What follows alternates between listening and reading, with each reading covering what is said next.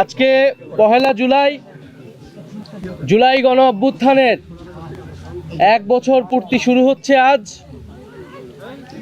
ঠিক 1 বছর আগে এই পহেলা জুলাই আমরা বৈষম্য বিরোধী ছাত্র আন্দোলনের ব্যানারে আমরা একটি গণতান্ত্রিক আন্দোলন শুরু করেছিলাম, যে আন্দোলনে আবু সাঈদ সহ শরিক হয়েছিল হাজারো লক্ষ তরুণ ছাত্র জনতা।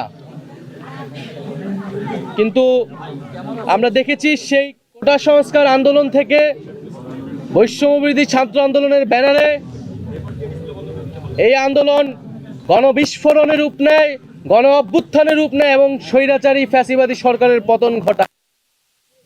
এবং এই পতন ঘটাতে ক্রিয়ানকের ভূমিকা পালন করেছিল আবু সাঈদের মৃত্যু। 16ই জুলাই শহীদ আবু সাঈদ মৃত্যুর ঘটনা যখন আমরা শুনতে পেয়েছিলাম শহীদ মিনার থেকে, এবং পুরো বাংলাদেশ তখন শোকে দ্রোহে কেঁপে উঠেছিল। এবং 16ই জুলাইয়ের পর থেকে এই আন্দোলন অন্য দিকে মোড় নেয়।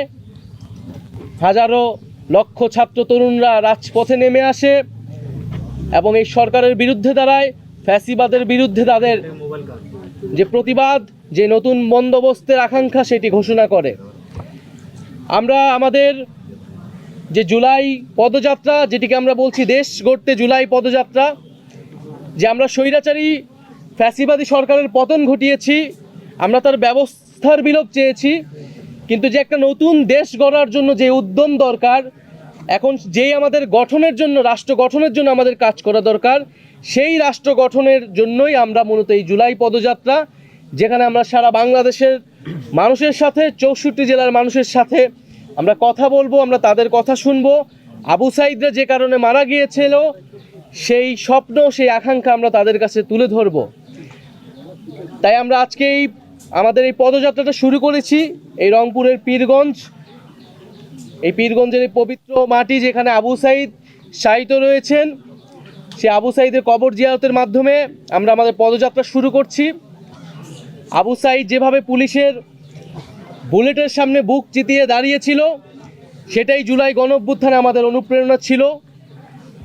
এবং আবু সাঈদের মতো অন্য সকল শহীদেরা আমাদের যে লড়াই, ফ্যাসিবাদী ব্যবস্থা বিলোপের বিরুদ্ধে আমাদের যে লড়াই, সেই লড়াইয়ের অনুপ্রেরণা। যুগ যুগ ধরে বাংলাদেশের মানুষ আবু সাঈদ, ওয়াসিম, মুগ্ধ সহ সকল শহীদদের এবং আহত যোদ্ধাদের শ্রদ্ধার সাথে স্মরণ করবে। আজকের দিনে আমি জাতীয় নাগরিক পার্টির পক্ষ থেকে এবং গণ অভ্যুত্থানে অংশগ্রহণকারী সকল ছাত্র জনতার পক্ষ থেকে আবু সাঈদ সহ সকল শহীদদের, আহতদের স্মরণ করছি। এবং আমাদের যেই দাবি ছিল যে বিচার, সংস্কার এবং নতুন সংবিধান, সেই 3টি দাবি আমি আজকে আবু সাঈদের কবর থেকে পুনর্ব্যক্ত করছি।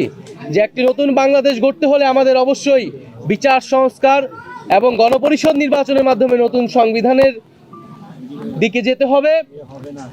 এবং যে জুলাই ঘোষণাপত্র এবং জুলাই সনদ নিয়ে টালবাহানা শুরু হয়েছে, আমরা স্পষ্টভাবে আমরা হুঁশিয়ারি দিতে চাই, যদি আপনারা মনে করে থাকেন, যদি সরকার বা অন্য কেউ মনে করে থাকে যে এই যে হাজারো লক্ষ মানুষ যারা রাজপথে নেমে এসেছিল তারা ঘরে ফিরে গিয়েছে, তাহলে আপনারা ভুল ভাবছেন।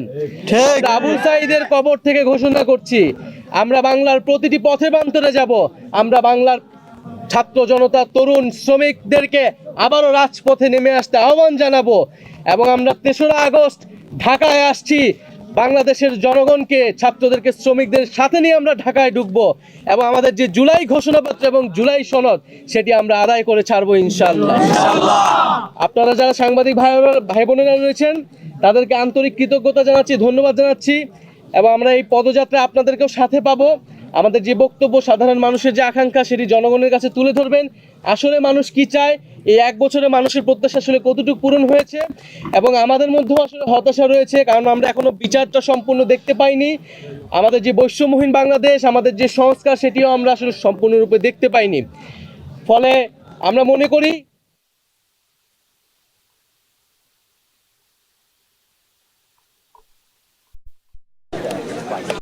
নতুন বন্দোবস্ত প্রতিষ্ঠান আন্দোলন, একটি দল পরিবর্তন বা ক্ষমতার হস্তান্তরের জন্যই গণ অভ্যুত্থান ঘটেনি। গণ অভ্যুত্থান ঘটেছিল এই যে একটি গণতান্ত্রিক বন্দোবস্ত, সেই বন্দোবস্ত প্রতিষ্ঠার জন্য।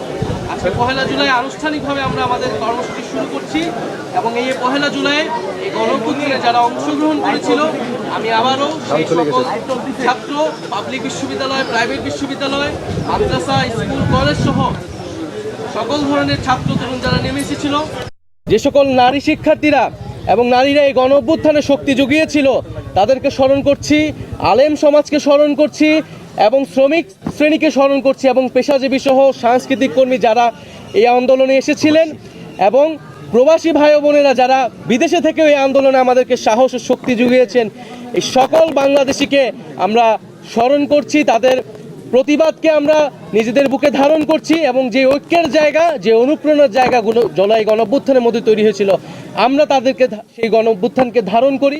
জাতীয় নাগরিক পার্টি সেই গণ অভ্যুত্থানের আকাঙ্ক্ষাকে ধারণ করে সামনে এগিয়ে যাবে। আসসালামু আলাইকুম।